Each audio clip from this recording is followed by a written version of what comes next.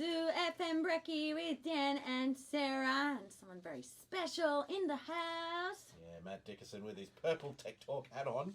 I didn't know that you'd actually gotten a theme song there. Was that theme song someone was singing there about Dan and Sarah? Oh, that was just Sarah doing it, wasn't it? Live. I feel like I'm extremely professional, wasn't excited. it? Yeah, it was. It was just full on. I thought you'd had that produced in Hollywood there. I'm Acapella. actually, you can hire me to do Yeah. jingles. So that's fine. That's what I thought that was. It was a Yeah. Sarah and Dan jingle. Just hit us up on our socials. Is it Sarah and Dan or Dan and Sarah? That's a really important question. Oh, actually. Dan and Sarah's easy to say. Technically.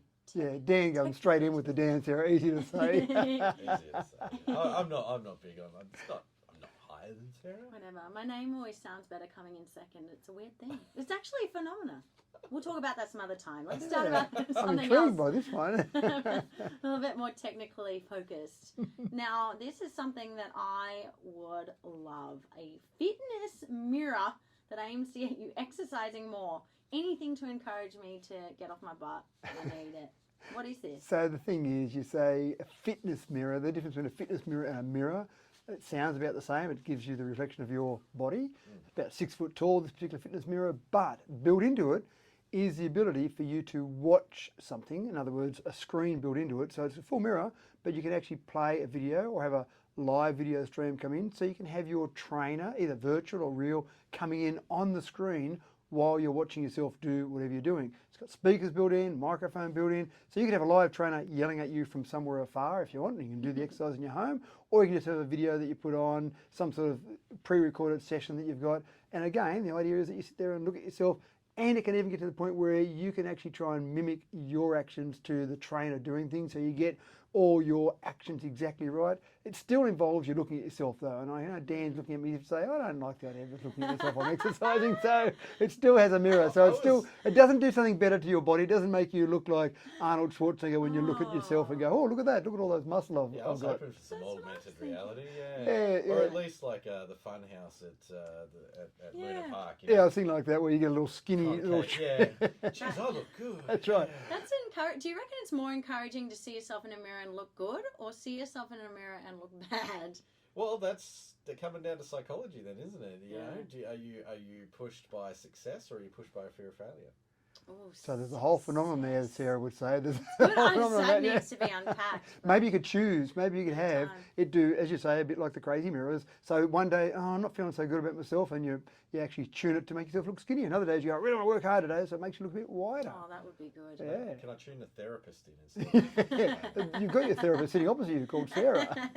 I got you, man. Should we bring down a peg? Yeah.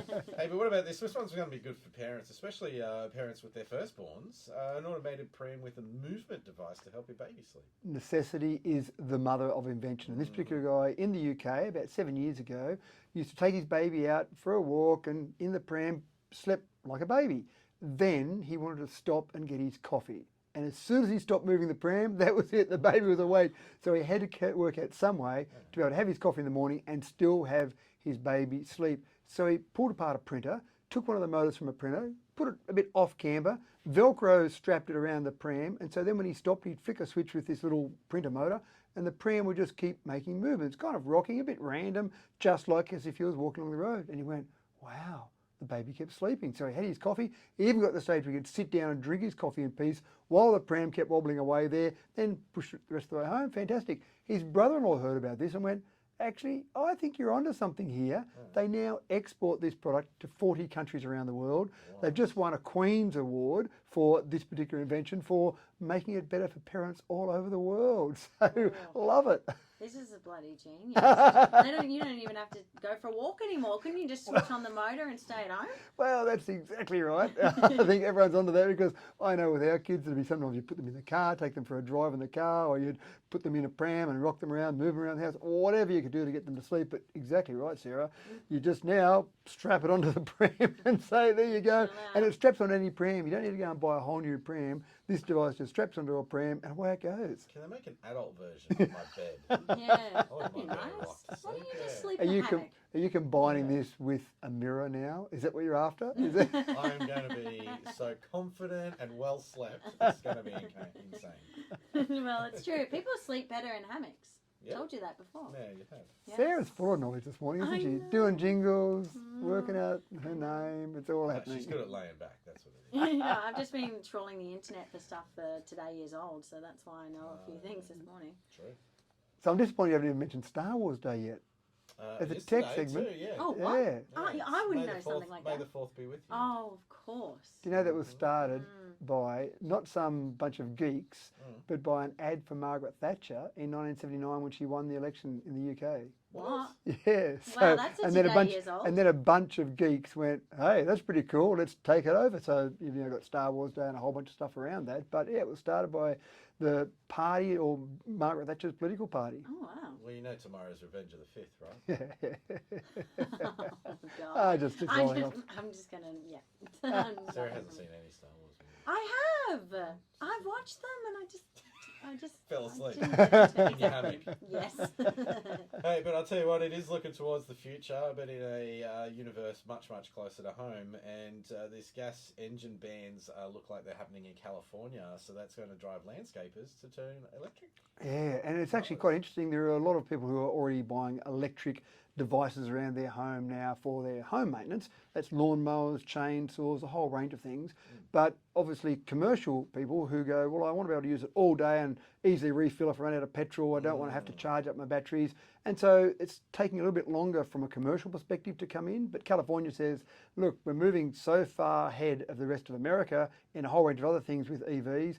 We're going to do it with our little petrol devices that are around the home as well. So they're actually saying to commercial operators from 2024, that's it, no more petrol powered devices. So some of the commercial operators are a bit concerned about this because they go, well, we've got to get through a full day, but 2024 sounds like a long way away. It's not that far away, but there are so many devices out there now that you can use already. I mean, my home has been petrol free for about 8 years now. So all my lawnmowers, whippersnippers, all those things are all battery operated, and you can just have spare batteries. So if you're commercially using it, you just use up your batteries, you just finish that one, drop another battery in, and you can have the battery charging in the car. But the great thing is starting the old lawnmower. You know, when you're trying to pull the lawnmower or the whippersnipper, it used to be a pain when my wife had to go out and do the lawn mowing. I have to go and start it for her. Now I can just send her out there and say, the batteries are out in the garage, darling, plug it in, away you go. I'll just keep laying here in the hammock. So Is it just as good and like lasts as long as the petrol ones? well, they don't last as long because obviously they try and limit the size of the battery, but it's convenient. So